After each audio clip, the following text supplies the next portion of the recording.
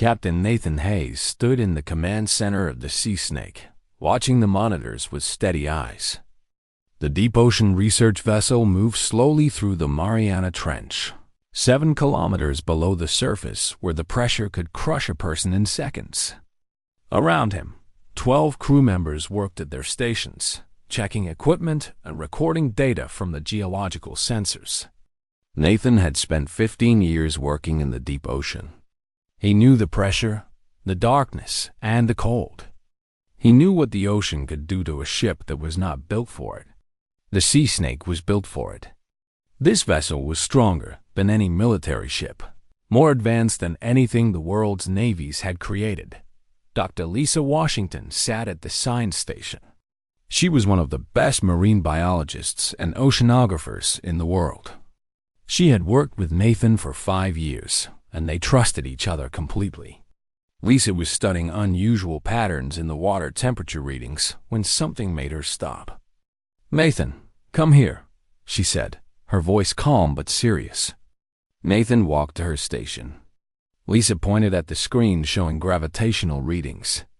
The instruments were detecting something unusual at the ocean floor, about 2 kilometers below their current position. "These readings don't make sense," Lisa said. "The gravitational field is changing. It is moving." "The instruments could be broken," Nathan said. He did not want to assume the worst without evidence. Lisa shook her head. "We checked them this morning. All systems are working correctly. These readings are real."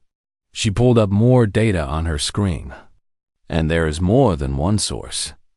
I am detecting at least 3 separate gravitational anomalies, and they are all moving upward." Nathan felt something cold move through his chest. He had heard many stories about the ocean, myths and legends about creatures and forces that lived in the deepest places. But he was a man of science. Myths were not facts. Still, something was wrong. "Get me a complete scan," he ordered. "Full power on all sensors. I want to know what is down there." The crew moved quickly.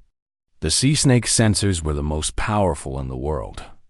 They could detect movement through thousands of meters of ocean water. Within minutes, the first images appeared on the main screen. Nathan's breath caught. What he saw was impossible. 3 massive shapes moved through the deep ocean, and they were moving up. The shapes were not animals. They were not geological formations. They were vessels, and they were enormous, far larger than any ship Nathan had ever seen. "What are we looking at?" Nathan asked, though he already knew the answer. "I do not know," Lisa whispered. "But they are metal, or something like metal. They are artificial. They are definitely artificial." The crew fell silent. Every person in the command center was looking at the screen, watching the 3 impossible shapes rise through the water toward them. Nathan made a decision. "Get me a secure line to the United Nations. We need to contact world leaders. Now." It took 30 minutes to establish the connection. Nathan explained what they had found. The officials on the other end of the line told him they would send verification teams. They also told him to maintain distance from the objects. Nathan watched the monitors as the 3 massive vessels continued to rise. They were moving toward the surface, and fast. Whatever they were, whoever controlled them, they were coming. 2 hours later, the first vessel breached the surface of the Pacific Ocean. The impact sent waves across the entire ocean region. News channels around the world began showing the images.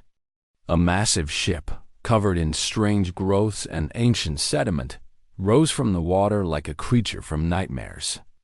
Within the next hour, 2 more vessels breached the surface in different parts of the world. One in the Atlantic Ocean, one in the Indian Ocean. All 3 were identical. All 3 were impossible. Nathan stood in the command center with his crew, watching the news broadcasts. Scientists around the world were trying to explain what they were seeing.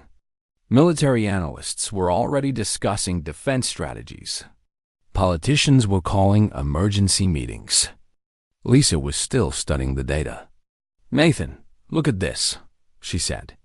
She showed him readings of energy signatures coming from the massive vessels. "They are turning on their systems. All of them.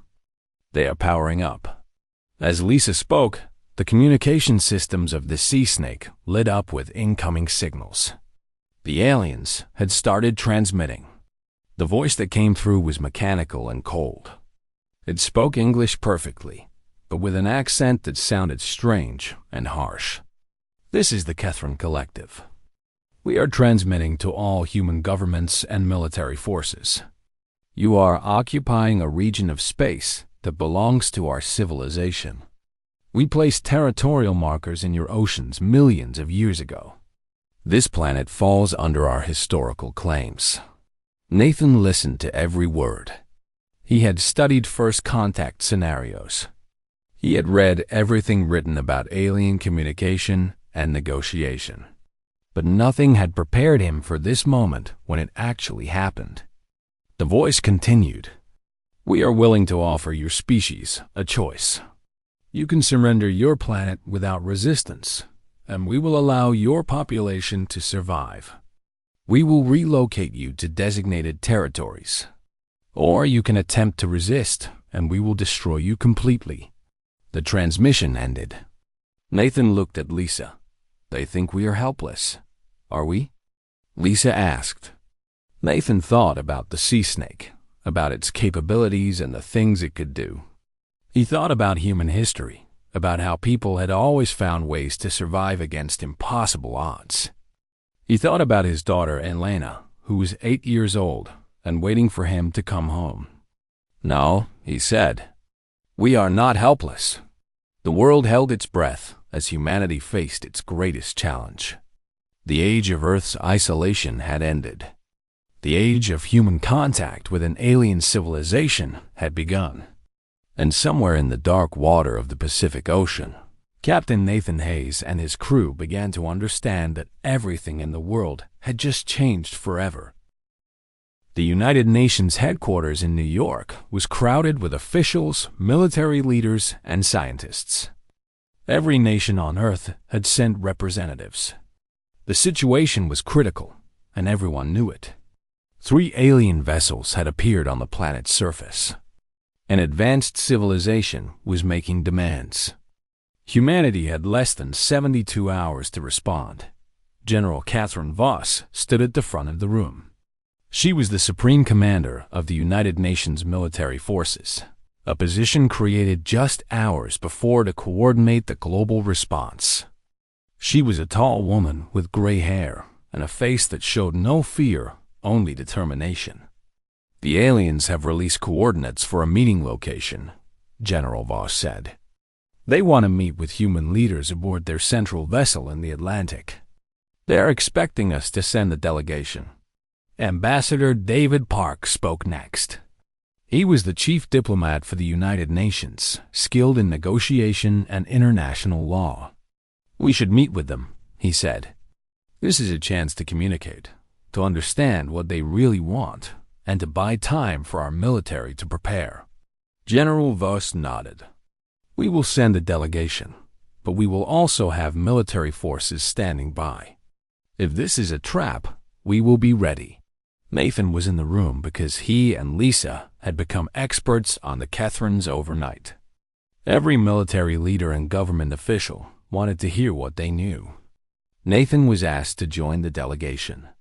Lisa would remain with the sea snake to monitor the situation from the ocean.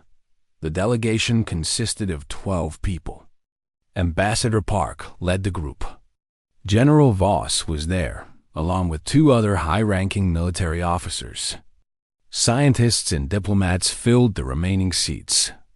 Nathan was the only oceanographer in the group. They traveled by military helicopter to the meeting point.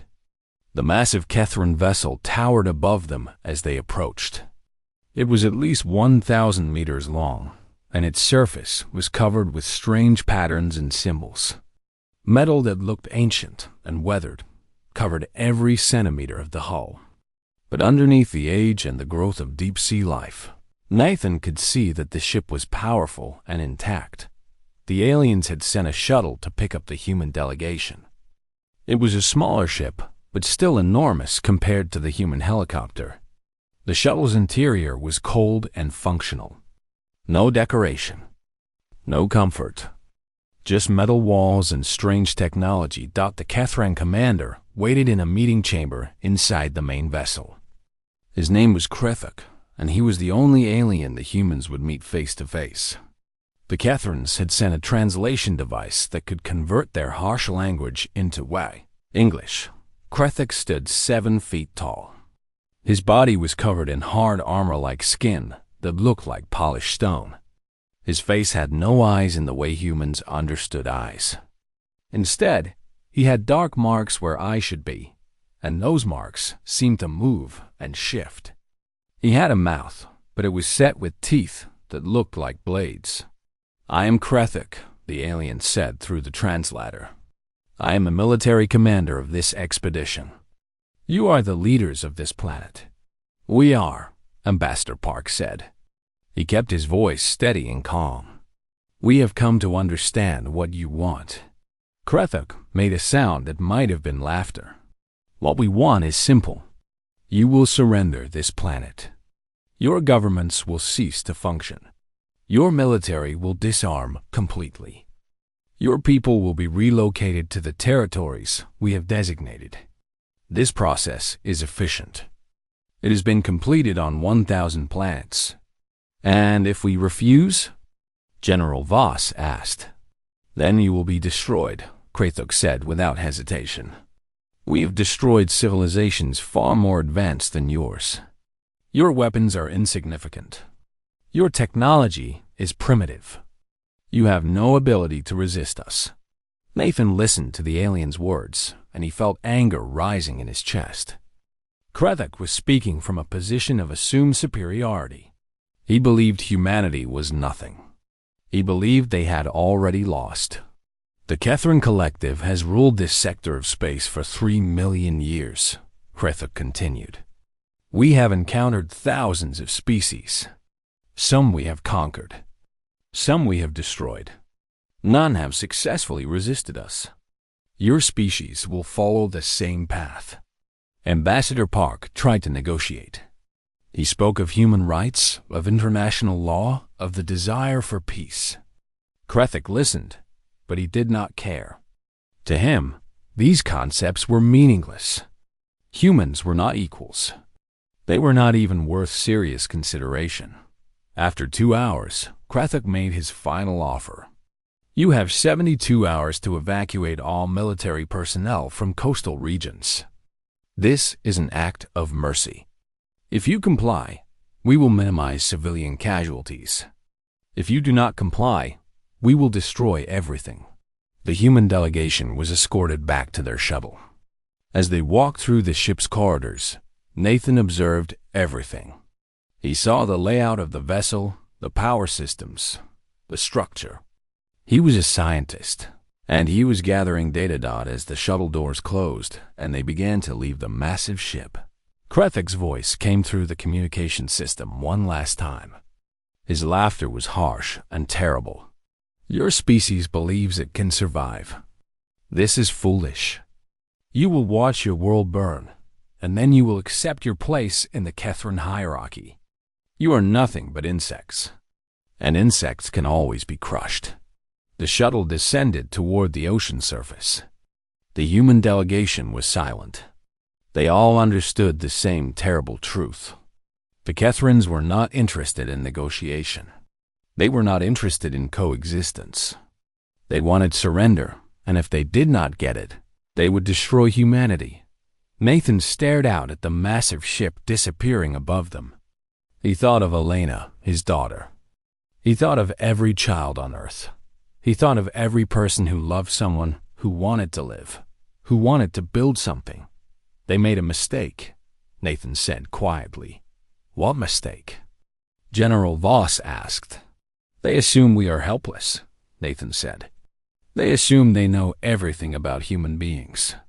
They believe we will simply surrender because they are stronger. They have never fought against people who have nothing to lose, but who have everything to fight for. General Voss looked at Nathan. She saw something in his eyes that made her understand. This man had an idea. This man was already thinking about how to win. "Tell me," she said, and Nathan began to explain his plan. The military command center was located deep underground in Colorado. Generals, scientists, and strategists filled the room, watching monitors that showed the position of the 3 Catherine vessels. The 72-hour deadline was ticking away. In less than 48 hours, the aliens would begin their attack if humanity did not comply. General Catherine Voss listened as Nathan explained his plan. It was unconventional. It was dangerous.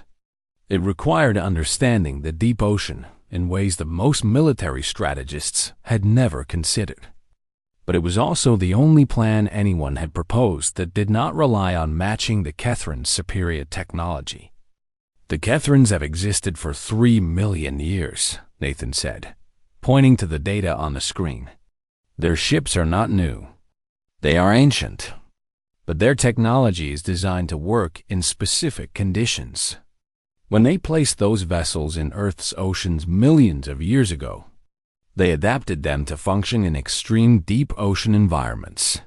Dr. Lisa Washington, speaking through a secure video connection from the Sea Snake, continued the explanation.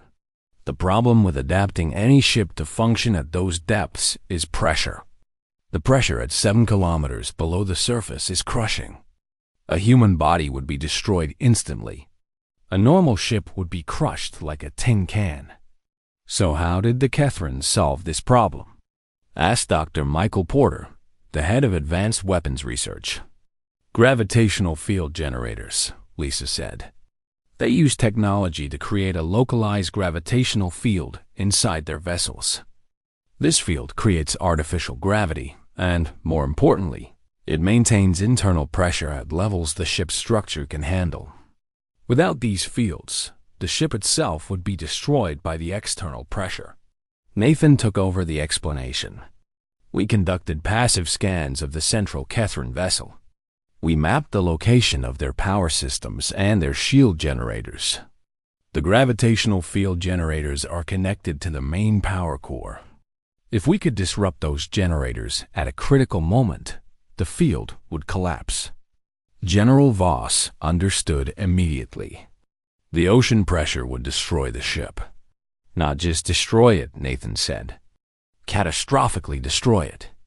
The pressure differential between the inside and outside would be enormous.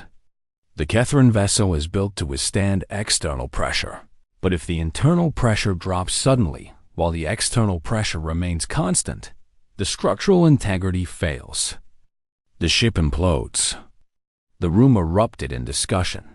Some said it was impossible. Others said it was too risky.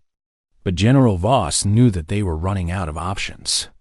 Every conventional military strategy they had tried in simulations ended with human defeat.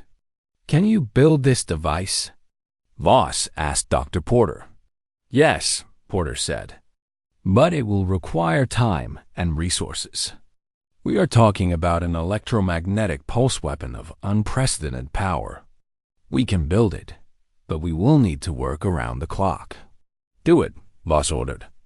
"Dedicate all resources. I want multiple devices built, one for each Catherine vessel. If this is going to work, we need to hit all 3 at the same time." Nathan spent the next 36 hours working with military engineers, and Lisa analyzed the Catherine vessel's power structure and determined the exact frequency and intensity of the electromagnetic pulse needed to disrupt the gravitational field generators.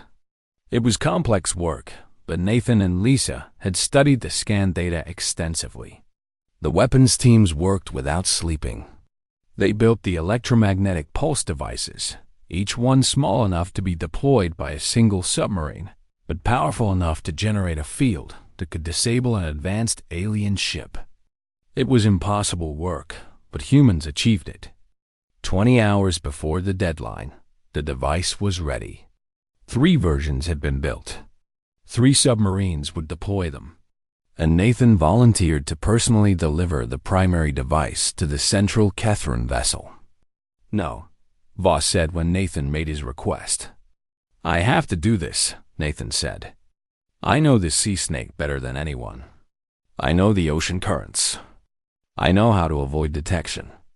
And I know what we need to accomplish." "You will die," Voss said bluntly. "Maybe," Nathan said. "But my daughter will have a chance to live. Every child on Earth will have a chance to live. That is worth any risk." Voss looked at this man, and she saw something that military strategists rarely encountered. She saw true courage. She saw a human being willing to sacrifice everything for something greater than himself. "All right," she said. "You will pilot the sea snake, but you will not die. You will complete the mission and return home. That is an order." Nathan wrote a message to Elena that night. He recorded it on video, knowing that he might not see his daughter again. He spoke about how much he loved her. He spoke about why he was doing this. He spoke about human beings and their capacity to face impossible odds and still choose to protect those they loved. The message was locked away in a secure facility. It was only to be released if Nathan did not return. The final hours before the assault were tense. Military forces positioned themselves around the globe. Naval ships moved into position. Aircraft were armed and ready. Submarine crews prepared to launch. Intelligence services worked to coordinate the timing of the attack. Lisa worked from the Sea Snake, monitoring everything. She had grown close to Nathan over the years. She believed in his plan, but she also feared for his life. She knew that he was about to do something that no human had ever done before. He was about to attack an alien warship, knowing that the aliens had superior firepower and advanced weapons. At exactly 0600 hours, General Voss gave the order. The assault would begin. The Sea Snake began its journey toward the central Catherine vessel. Nathan sat in the command center, hands on the controls, mind focused on the task ahead. His crew was reduced to just 4 people. Everyone else had been evacuated from the ship. Nathan had insisted on this. If the Sea Snake was destroyed, he did not want anyone else to die. Above the surface, military aircraft began their attack. Naval warships opened fire. Submarines launched missiles. The Catherines responded with overwhelming force. Coastal cities exploded in flames. Thousands of humans died in the first minutes of open combat. But the plan was working. The Catherines were forced to focus their weapons on the attacking military forces. Their sensors were occupied with tracking the threats coming from the surface. They did not notice the Sea Snake descending into the deep ocean, moving toward them with deadly purpose. The Sea Snake moved through the darkness of the deep ocean like a ghost. Nathan navigated the ship with precision, using currents and thermal layers to hide from the Catherine sensors. His crew of 4 worked efficiently. Every person understood the mission. Every person knew they might not survive. The ocean above them was in chaos. Military forces were engaging the Catherine vessels with every weapon they had. Explosions shook the water. Radiation from alien weapons spread through the oceans. Ships sank and people died. The battle for Earth's survival had begun, but Nathan could not think about that. He could only focus on his task. The Sea Snake had to reach the central Catherine vessel. It had to place the electromagnetic pulse device in the correct location, and Nathan had to survive long enough to activate it. "Depth reading," Nathan said to his navigation officer, a young man named Kevin Rodriguez. 7,200 meters, Rodriguez answered. "We are approaching the target vessel." Nathan adjusted the Sea Snake's course. The Catherine ship loomed ahead of them in the darkness, a massive shape that blocked out what little light existed at this depth. Nathan could see its power signature on the thermal imaging system. The ship was burning massive amounts of energy as it engaged the military forces above. "Dr. Washington," what is the status of the other attack teams? Nathan asked through the communication system. Lisa's voice came through, steady and calm. Both secondary teams report they are in position. They are waiting for your signal to deploy their devices. Understood, Nathan said. Begin descent to insertion point. The sea snake moved lower toward the deepest part of the trench. Nathan guided the ship with extraordinary care. One mistake, and the Kethrans would detect them. One mistake, and a missile would destroy them before they could complete their mission. Suddenly, alarms blared in the sea snake's command center. The Kethran vessel had launched a missile. Evasive action, Nathan ordered. He pulled the controls hard, and the sea snake rolled to port. The missile streaked through the water where the ship had been a moment before. But the Kethrans had detected them. They knew something was approaching. More missiles launched. Nathan pushed the sea snake to its maximum speed and began executing a complex maneuver. He dove deeper into the trench, using underwater features and pressure zones that would damage or destroy a normal ship, but which the sea snake was designed to handle. The missiles followed, but 3 of them exploded as they passed through the most extreme pressure zones. 2 more missed as Nathan made sharp turns that a human pilot would have lost consciousness trying to perform. The sea snake's advanced guidance system kept the ship intact.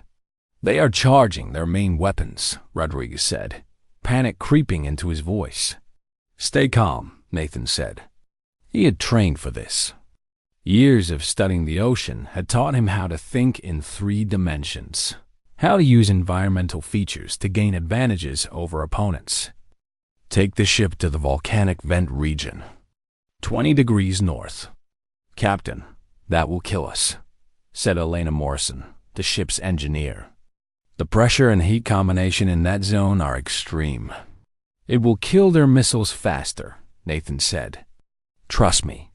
He guided the sea snake toward the volcanic vent region where superheated water and extreme pressure created conditions that no normal ship could survive. But Nathan knew the science. He knew how to angle the ship's hull to distribute the forces. He knew how to use the ship's cooling systems and pressure compensators to stay alive. The Kethran missiles followed, but they were not designed for these conditions. One by one, they were destroyed by the pressure and heat. By the time Nathan emerged from the vent region, all the missiles had been neutralized, but the Kethran vessel was directly above them now, only 2 kilometers away. Nathan could see the energy signatures of weapons charging. This is it, Nathan said quietly. Deploy the device.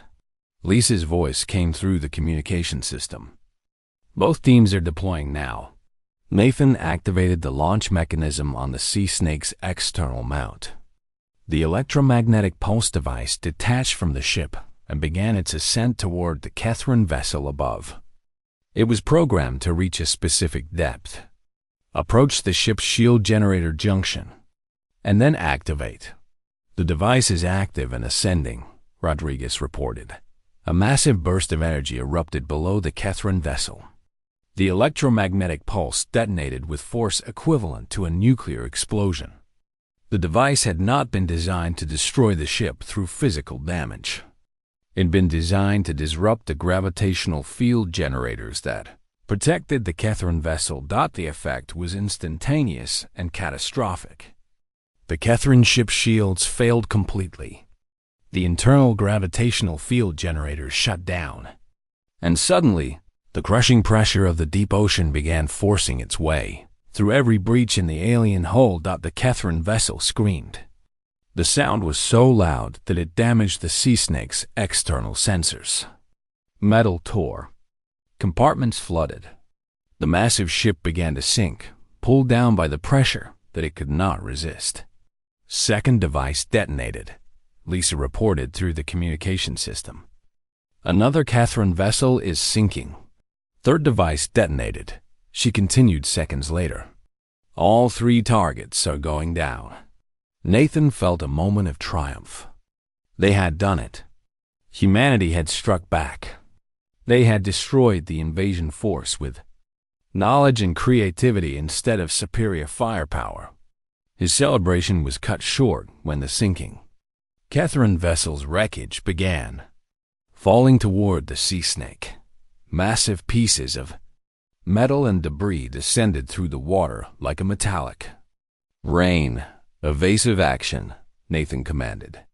He pushed the sea snake's engines to maximum power and moved away from the falling debris. One massive section of hull plating passed so close to the ship that it scraped against the sea snake's starboard side. Warning alarms erupted throughout the command center. The sea snake had taken structural damage. Rodriguez checked the readings. "Breach in compartment 3, Rodriguez said. "Bulkheads are holding, but we have water coming in. Pressure is rising." "Seal the compartment," Elena ordered from engineering. "Reroute power to the emergency pressure compensation systems." The sea snake shuddered as another large piece of wreckage struck the ship. More alarms. More damage reports. Nathan maneuvered the ship away from the falling debris, but the wreckage was everywhere. The Catherine vessel was not sinking gently. It was tearing apart as it fell. Finally, the massive ship hit bottom in the deepest part of the trench. The impact sent a shockwave through the water that nearly capsized the sea snake. But Nathan kept the ship stable. He kept moving. He kept fighting. "Status," Nathan said. "Multiple structural breaches," Elena said. "We are losing pressure in 3 compartments. But the main hull is intact. We can survive if we get to a shallower depth soon." Nathan turned the sea snake toward the surface. "All engines ahead maximum. Take us home." The ship climbed through the water, leaving behind the wreckage of the Catherine invasion fleet. Above them, the battle continued. Military forces were still fighting the remaining Catherine forces in orbit. But Nathan knew that the tide had turned. Humanity had struck a blow that could not be ignored. The ocean surface was burning when the sea snake broke through. Fires covered the water from destroyed ships and aircraft. The beach in the distance showed smoke and destruction. Nathan guided the damaged research vessel toward a military facility on the coast. The sea snake was failing. The structural breaches were spreading. The ship that had carried humanity to victory was dying. "Get us to the facility," Nathan commanded, though his voice was tired. "We need to make it to the facility." Elena Morrison worked frantically in engineering. She had redirected every system, shut down everything non-essential, and pushed the sea snake's remaining power toward propulsion and damage control. The ship was running on emergency reserves now. Kevin Rodriguez monitored communications. Messages were coming in from military command. The 2nd and 3rd Catherine vessels had sunk successfully. Both electromagnetic pulse devices had functioned perfectly. But there was more news, and it was critical. "Captain, the Catherine orbital fleet is retreating," Rodriguez said, his voice filled with hope. "They detected the destruction of their ground forces. They are attempting to escape the solar system." "Are our space defense systems engaging?" Nathan asked. "Yes, sir. But they are too far away. We can only engage them with long-range missiles. We are hitting some of them, but most are escaping." Nathan pushed the sea snake harder. The engine temperature was rising to dangerous levels. The hull was groaning with the strain. But they were almost there. Almost to safety. Suddenly, the forward sensors exploded in a shower of sparks. The sea snake had suffered catastrophic structural failure in the bow section. The ship shuddered and began losing forward momentum. "Hull integrity at 20%, Elena reported. "We are sinking." Nathan looked at the distance to the facility. Less than 2 kilometers. He could see military personnel already gathering on the dock, preparing rescue operations. "Launch the life pods," Nathan ordered. "Get Rodriguez and Morrison to safety. What about you?" Morrison asked. "I am staying with the ship," Nathan said. "Someone needs to keep her moving long enough to reach the dock." Rodriguez tried to argue, but Nathan's expression left no room for debate. These were trained military personnel. They knew what sacrifice meant. They launched their life pods and descended toward the water. Nathan was alone now. The Sea Snake's command center was empty except for him. He stood at the controls of a dying ship, hands moving across the interface, coaxing every remaining bit of power from the vessel's failing systems. He thought of Elena, his daughter. He thought of the message he had recorded. He thought of the world above the ocean that would live because he had made this choice. The Sea Snake moved forward, meter by meter. The hull groaned and tore. Water poured into compartments.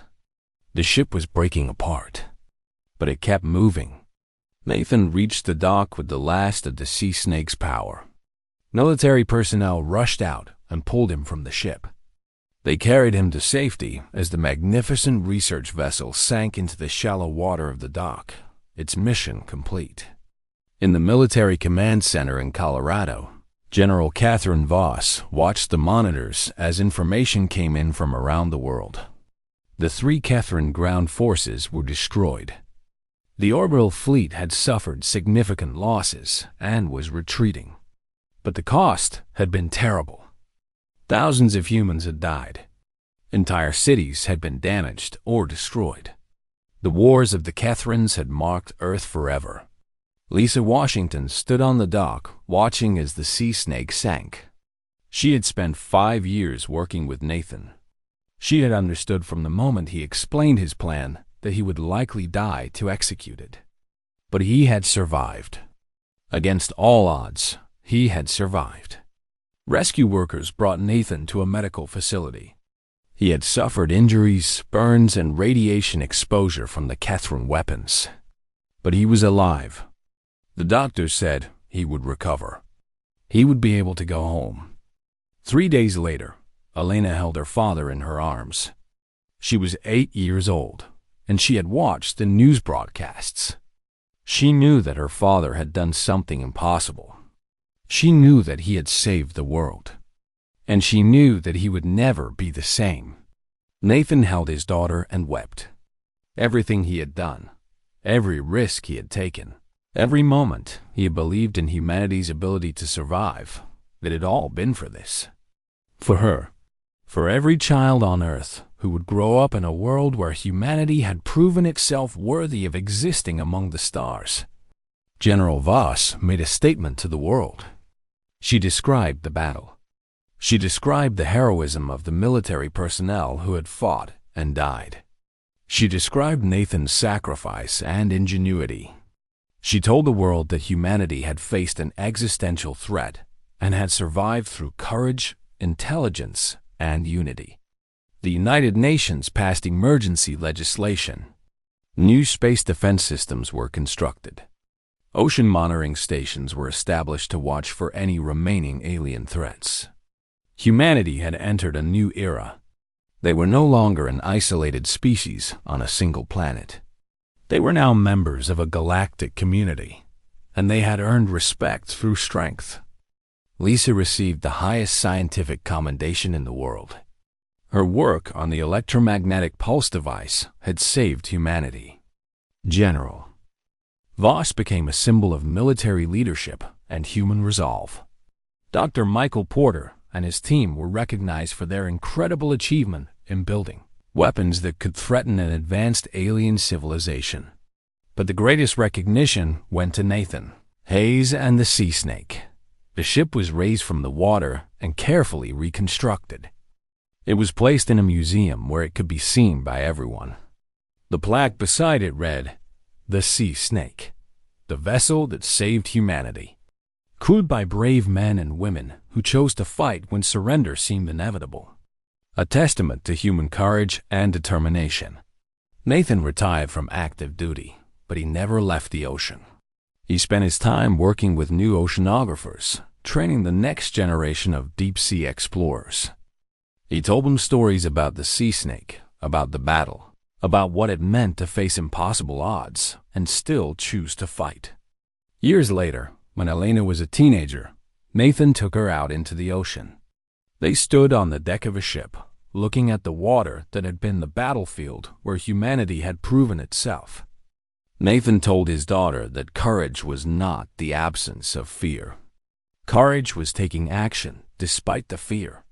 And humanity had proven that it possessed courage in abundance. The sun was setting over the Pacific Ocean when Nathan and Elena watched the waves. In the distance, other ships moved through the water, some conducting scientific research, some conducting military patrols. The oceans of Earth had become humanity's greatest resource. The deep waters that had hidden the alien threat for millions of years had become the place where humanity had made its stand and won. Nathan thought about the Kethran commander, Krethuk, who had laughed at humanity. Krethuk and his entire species had underestimated the human capacity for adaptation, for ingenuity, and for sacrifice. They had believed that technology and superior firepower would always guarantee victory. They had forgotten that sometimes the greatest strength comes not from weapons or speed, but from the determination of people who refuse to accept defeat. The age of human isolation had ended. The age of human ascension had begun. Humanity had been tested and had emerged victorious. And the Sea Snake, the vessel that had carried Captain Nathan Hayes into the depths of darkness, had brought back the light of human triumph for the entire world to see.